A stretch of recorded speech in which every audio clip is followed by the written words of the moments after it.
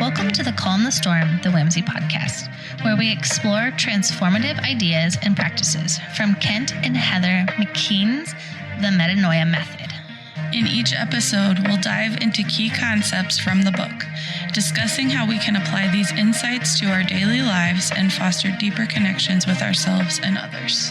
As we go through today's discussion, we invite you to think about how these concepts apply to your own life. Let's dive into our discussion. Finally, brothers and sisters, whatever is true, whatever is noble, whatever is right, whatever is pure, whatever is lovely, whatever is admirable, if anything is excellent or praiseworthy, think about such things. Philippians 4:8.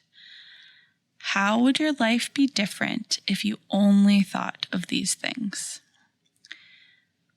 So this verse for me, I like this verse. And it speaks good, truthful things to us, right? We should focus on all of these things, not anxiety and worry and fear, but what's true and noble and right and pure and lovely. But this verse also takes me back to a very annoying time in my life. What's this verse?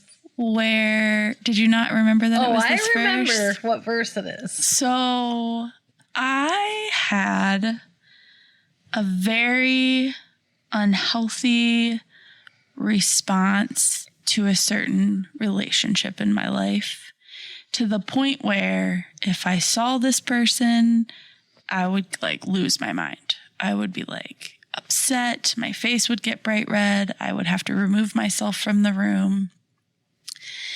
And Kelly's husband, Lenny, just likes to speak truth sometimes that you really don't want to hear. That was one of those long conversations. It was one of those long conversations.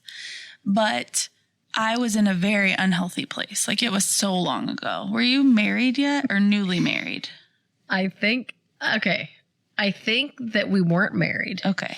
Because I remember you calling him. Oh, I called him. Tell him a few things. Yes. And he was sitting on the steps forever talking to you in my parents' house. So we were not married. Yeah. And were you what the heck? Were you a nervous wreck? What? What is happening? We've gotten in a couple fights like that over the years. So he was in charge of the worship team at the time. And I wanted to be on the worship team. He wanted me to be on the worship team, but he said he wasn't ready for me to be on the worship team because if someone walked into the church while I was up on the stage worshiping and my response was the unhealthy response I had been giving so far, it wouldn't go well, right? And so it made me very angry. And I left furious, he's telling me because of something that this person did, and I don't like her or him, and I don't want him to be around, that I can't be on the worship team. He doesn't get to decide that. I was so mad. So I called him so that he could apologize to me. Okay. And in love and boldness and kindness, he talked to me about this verse. Those were not the things I was thinking about. I was angry. I was unforgiving. And if I would focus on this verse, I would probably be in more of a position to be able to be on the stage at church and worship without letting this one person in relationship, at the snap of a finger, bring me down. Funny that in that conversation, he did not apologize. He corrected me. He guided me. He also is the reason that I got counseling in my marriage, because it was causing a lot of problems because I couldn't let go of a situation. And so honestly, he's a big reason that our marriage was able to become more healthy, because he used scripture to speak truth to me and tell me I wasn't focusing on what was true. And so if I lived my life like that and I thought of things like that, my life definitely improved when my focus changed to a scripture like that. So that verse he uses a lot with the kids, like if they're struggling to sleep or they're, he always goes to that verse. Yeah. Which is great and also annoying at the same time. It's hard to fathom to like only think of those things. Yeah. So like when I was reading this and it was talking about this verse and like in that question, like what would your life be like if that's the only, like what you thought about only. Right. Well, I don't know. Right. Like, I mean, it would be transformed for sure. Oh, yeah. But like, I can think about them sometimes. Yeah. I can think about them when I'm not weak. Mm-hmm. I can think about them when I'm strong. I can definitely think about them when I'm having a good day. But like to think about that all the time. Yeah. Like it would be super transforming. Yeah. Like I don't even think I know what that looks like. Right. Because it's so easy to get caught up in something somebody did to irritate you or some family drama or this or that. And we can stew on that and think about that all day. And it doesn't produce anything good. Right. So I think that this is a verse that I'm probably going to have to write. Yes. And have it close by. And maybe we ask ourselves those questions. Yeah. Like when we're faced with, this is a very uncomfortable situation for me and I'm mad at this person and they did this and this and this. Well, what is true? Like ask yourself in the moment, what is actually true about what you're saying right now? And what is noble and what is right and pure? Like if we actually ask ourselves those questions, we might be able to like rewrite our narrative a little bit, like rewrite what we're actually experiencing, what's actually going on. Right. Problem is, I think, well, they did this because of this, and they did this because I did. What happened here? Did they do this because of this? Yeah. Not good things. Right. And then you ask yourself, what is true? Well, I don't actually know that any of those scenarios are true. So the truth is, these aren't true. Yeah. They can't be true. Right. So I have to bring yourself back. Yeah. We make our truth all the time. All the time. I mean, you could say like, what's true? And be like, oh, yeah, football's great. Or, like true is scary. Yeah. Because just like that, we can go down a road of thinking, well, because of this happened and then this and then so the thought process is crazy. You do struggle with that more than anyone I've ever met. Seriously? Yeah. It's bad. I wonder why. Like just in general, like.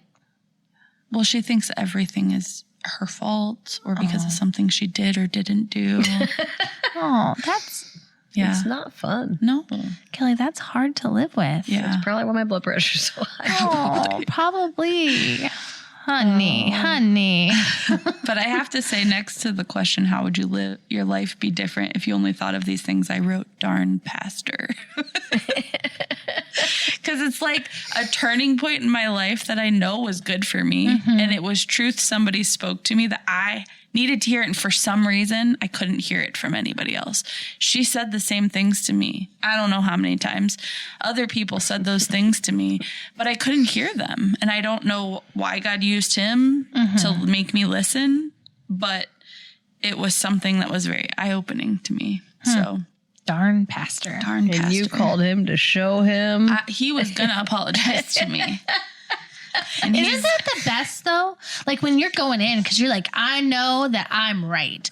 You owe me an apology or whatever. And then it's like all this truth gets spoken and you're like, well, now I'm the dumb one on the bottom here. So, okay. Well, I still also didn't apologize, though. But I didn't get my apology, darn it. So I would go all the way to page 102 because that's the stuff that really stuck out to me. But if either of you have something you want to share before we get there or any questions you would like to ask, let me know. So I just have something I wrote on 99. Okay. And I think it was just how we create problems. It's in the mind where it says how we create problems. I just put, don't hold on to the guilt and shame. You are a new creation. Don't beat yourself up. Yeah. What did you say? We create problems. Right here. It says how we create problems. Okay. It was in that chapter, part of the chapter. Well, what does it say? How do we create problems? I don't know. I have to. Well, it talks about the 3 brains, I think, right? Oh, yeah. The thinking, emotional, and reptilian. What does that mean? There's a lizard in your brain. Just kidding. Ow. Just kidding. Ow. Okay, guys. So, I mean, it moving kind of on. does. We can't talk to that. I got don't know what nothing. that means. It says these 3 brains are their and their relevant counterparts are critical to what makes you you. So that's what I got for that. Well, it says here, real quick, it says, finally, the reptilian brain is the area in which your cerebellum lies. I often refer to this as the primal brain. Oh, so that's like the mammal in us, like the animal in us. That's interesting. And then it does say, let's further classify this by breaking the mind into 2 categories or operating systems, if you will, the conscious mind and the subconscious mind. Which I want to study this like all day long. This is super intriguing to me, especially the subconscious mind, because I didn't realize like how much that actually affects us, your subconscious. I know. And so I have this highlighted. So all of our conscious thought is actually being filtered through the lens or reality that our subconscious mind has created. This explains why we can be triggered by something that has happened around us and end up feeling angry, anxious, or scared, yet have no real logical reason for those emotions. The conscious mind looks for the why of the trigger and tries to make sense of it logically. The subconscious mind doesn't care if it is logical or not. It sees the trigger as a reminder of something that felt bad in the past and therefore deems it a potential threat to the system. It simply outputs feelings of anxiety, fear, or anger in response to the triggered memory without us even having to be conscious of the memory itself. It simply tries to protect our conscious mind. It simply tries to protect. Our conscious mind is ever changing, depending on how we perceive or make sense of any given situation. If we feel it's real, if we think it, it must be right. If we see it, it's absolute. It's a fickle thing. So really, what you talked about on our last episode, Crystal, in discipling, and how the person you were discipling, you had a big blow up with. So now your subconscious, anytime you feel like you're pulled into a situation where you maybe should be discipling somebody, you're like, nope, bad. Like it's not going to go well, you know? Yes. Yeah. It's crazy. And when it talked about, it explains why you can be triggered by something that happened and you have no logical reason. It is crazy to me what came out of my childhood through counseling about things my husband and I would fight about that were linked to my childhood that I just didn't even realize could even still affect me to this day because I wasn't thinking about it. It was in my subconscious. It's just there. Crazy. Yeah, this hurt. And I feel like I wasn't being paid attention to, or like I wasn't good enough, or something else was more important. So when this new person that doesn't look at things that way or feel that way or function that way does something that feels similar, I automatically react. You don't love me. You aren't paying attention to me. This is more important to you. And my husband would always be like, what is happening? And I couldn't explain it because I didn't really know. Yeah. Well, I feel like you said this in the last episode also about how you have walls. Yes. And so I feel like those walls have walls. So you have barricaded those subconscious thoughts. Yeah. So far away, but yet they come out in all of those scenarios. And I think we all have walls like that. Absolutely. I mean, none of us have a subconscious that's free. Yeah. Our subconscious holds all of the things that are untrue, which is crazy to Our think. perception of something. Yes. Yeah. From one scenario. Yep. And then it just builds on those scenarios. Because in this chapter, it told a story about a kid who got up to do, I think, show and Speech. tell or Oh, speech. yeah. It was started with show and tell. He was young, in front of his class, and the teacher was on like a rolling chair, and she She went to sit down and she missed it and fell. But he was in the front of her, so he didn't see it happen. And the whole class is laughing at him. And so to him, they're laughing at him. And even when he was told the truth about what actually happened, it didn't change that like initial response. So his subconscious automatically protects him from that always going forward. So anytime he gets put in front of people, that fear automatically creeps in. And it's something that wasn't even true. Yeah. That your subconscious is protecting you from. It reminds me of the movie Inside Out. Which is a really deep movie, actually. Yeah. Have you seen Inside Out too? Yes. Yeah. That's really like the subconscious mind. Like all of those things, anxiety is like, no. And fear is like, watch out for this. And sadness is like, no, you're hurting me. And joy is like, no, this is a good thing. Like, these And are all good. yeah. Like, So like our subconscious is constantly trying to figure out how to protect us. But really, it isn't protecting us. Right. Like, I mean, honestly, it's inhibiting. It's like inhibiting us from being who we are because we have built up these walls that don't allow us to actually be who we we're are. created to be. Right. It's so hard. Yeah. And like, you don't even know what they are until they come up in weird, like in situations. You would have never known Right. that being married would have brought up anything Yeah. that was in your subconscious. Same. I mean, the things that Aaron and I have like that we fight about are things that I don't know why I have ever had walls up. Yeah. Like, Yeah. why? Like, I think I'm just going to share this because I feel like it can help other people who might hear it.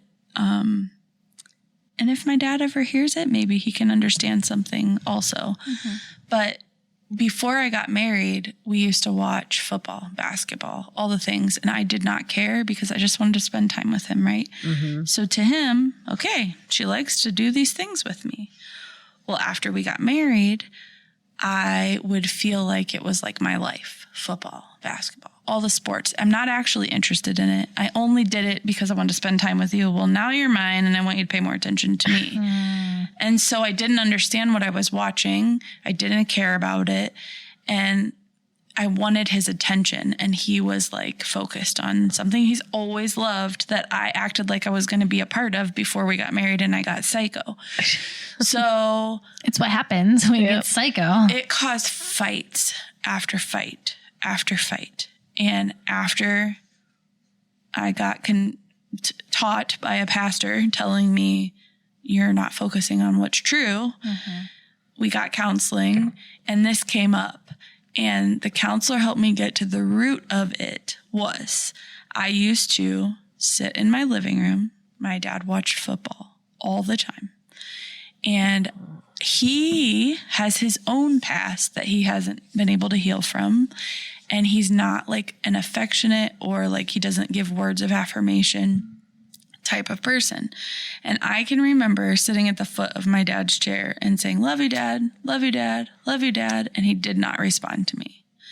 And so she helped me to realize when he is watching football, my subconscious is taking me all the way back to when I used to sit at the foot of my dad's chair and try to get his affection that he probably felt but didn't know how to show. And it made him uncomfortable because of his subconscious mind. Yeah. And all of those fights could have been avoided if my husband and I just understood what the root of my stress and like emotion was about. But And it took a minute to get there. You It didn't did. Well, and know. because It you were did. sitting there thinking, You don't love me. not saying this, but Yeah. I love you, I Yeah. love you, I love you, and not getting that response Yes. back. And And he- so it just brought you right. But I back. didn't know. Right. I didn't know. And how would you? And like Like- what it said in here, it's not logical. Like I didn't know why I felt the way I felt, but I felt it.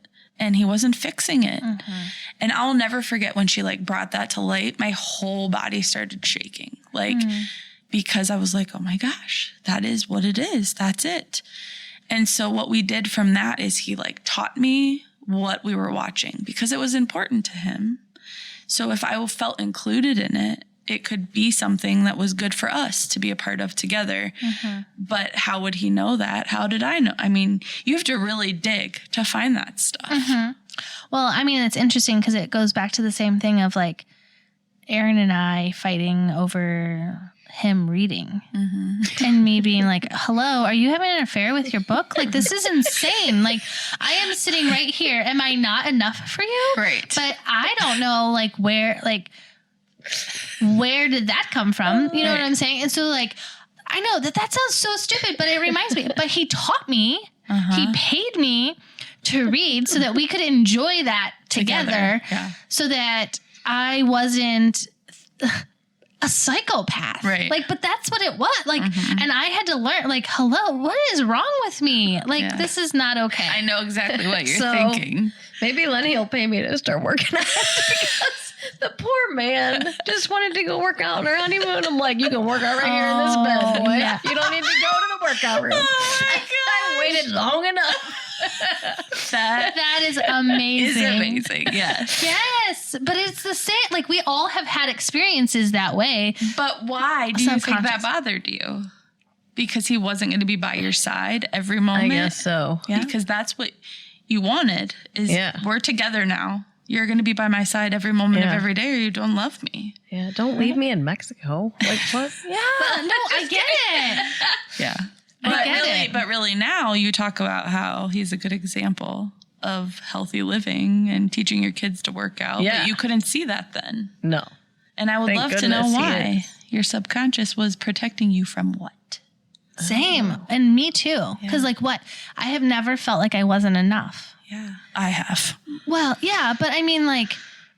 But what is it for you? What is your subconscious? What is it? Yeah. What is it about that or like not paying attention to me?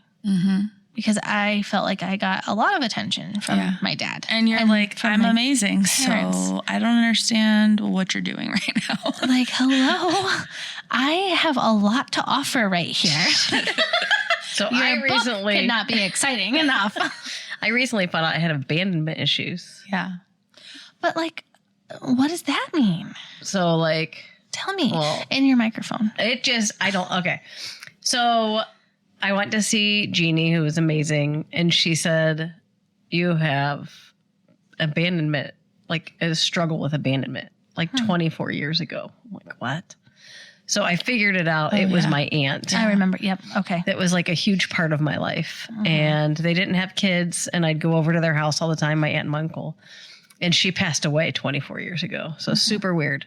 But then the more I think about life in general, my husband's a pastor. Yeah. We have abandonment happening all the time. Yeah. So like people come in, I love them, they're my family, and then they leave. And that's okay because things happen like that and people leave.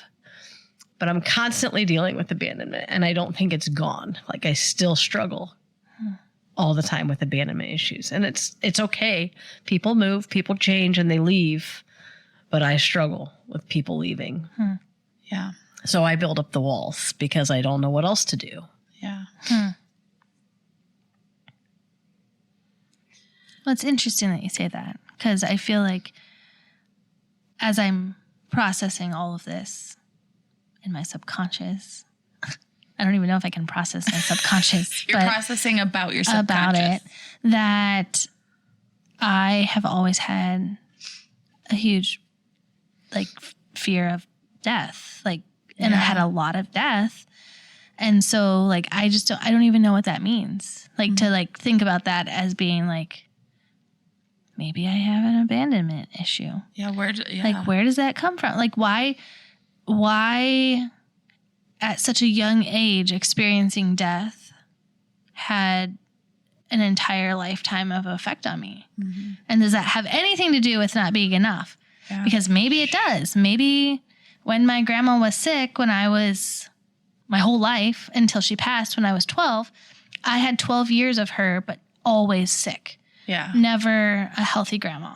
And so it's like, is that what it, like, hey, I wasn't enough, so you had to go? Like, I don't know. It's kind of weird. Which is what makes relationships so hard. Yes. Because we all have our own version of trauma or things that we've experienced or gone through or things that trigger us. But like, what triggers me doesn't trigger you. Right. And what triggers you doesn't trigger me. But we're triggering each other. Yeah. Without even realizing it. Yes. But our subconscious is making us conflict with each other. Yep. And we all have the same concept of things that we're dealing with. So you sitting with your husband and with the football thing and, feeling unloved. Yeah. And me with the reading, like, hello, am I not enough for you to not like read while I'm sitting here on the couch? And then the working out thing of like leaving, like those are all things that they're all the same. Yeah. Yeah. But they're all driven by different subconscious walls. So why don't we ever walls. feel like we're enough? I don't know. I don't think that we ever will on this side. Well, and no person can ever make us feel like we are, and that's where we look for it. Yes. We want the human relationships. Yes. To fill those voids. Yeah. What are you thinking? You don't agree with me? So, well, yeah, I mean, and that's the thing, like to look to God. Yeah. To feel those. And I know that that's when our relationship, mine and Aaron, our relationship changed a lot, is when I no longer put him on that pedestal. Mm-hmm. He no longer had that power in my mind to be my everything. Yeah. That had to be God. Yeah. And so when that switched to, I mean, that's a whole nother, like. Yeah, it takes pressure off of the other person. It does. And our expectations of them. Mm-hmm. So I did a little bit of research on the subconscious mind, and I won't be able to stop now because I don't know why it's so intriguing to me, but it is. So I just have to share. Because I wanted a little bit of information about the subconscious mind outside of this book. And I will say, like, the book is biblically based, but no book replaces the Bible. So we can get a lot of good information from this, and we could get a lot of information from researching. But like at the end of the day, like the Word of God is what we have to go to get actual answers. And to be filled with the Word of God. Yeah. But these are all things that can help us grow, like, and tools that are provided and people that are provided to help us as well. But the subconscious mind is the part of the mind that operates below the level of conscious awareness. It plays a crucial role in processing information, controlling automatic functions, and influencing thoughts, feelings, and behaviors. It contains memory banks, thought generators, and emotional responses, and is responsible for habits and sensory input control. The subconscious mind is not currently in focal awareness, but significantly impacts our daily experiences and decisions. Understanding the subconscious can help in personal development and addressing behavioral patterns. Overall, the subconscious mind is a complex and influential aspect of our mental processes. Examples of subconscious behavior include breathing automatically without thinking about it, making decisions based on emotional connections without consciously realizing it, finger motion experiences where the subconscious responds without conscious control, influencing behavior, habits, and emotional responses. And then example, flinching during a loud argument. Let's say someone grew up in a household where yelling meant danger, maybe verbal or even physical abuse. Years later, as an adult, they're in a completely different, safe environment, but when someone raises their voice, even without aggression, they suddenly flinch or shut down, feel anxious or panicked, can't focus on the words, only the tone. The emotional response isn't coming from a logical, conscious place. It's coming from the subconscious mind where trauma and emotional memories are stored like old software running in the background. That's a lot.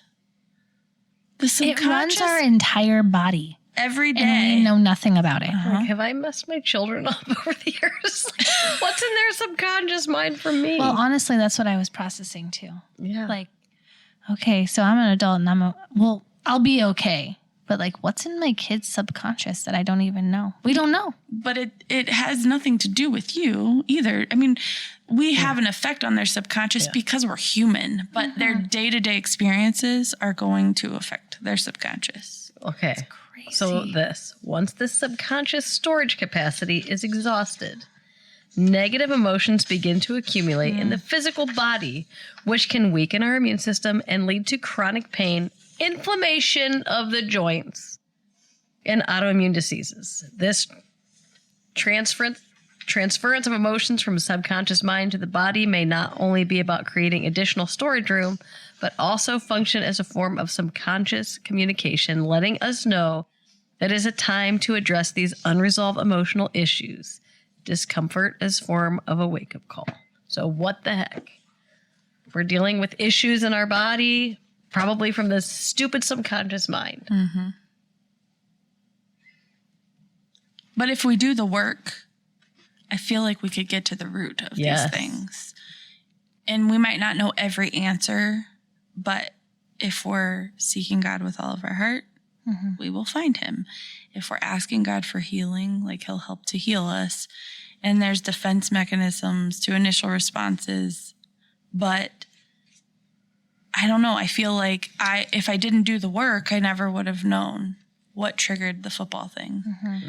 And so sometimes we just have to go down the road of figuring out why. What is the root of this? So the first step would be to take the step. Yeah. To figure that out. Yeah.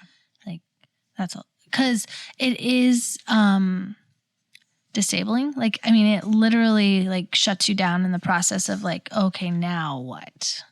If this is something that I don't even know where it came from, then how do I even fix that? Right. Like, what? And maybe the first step is what is true?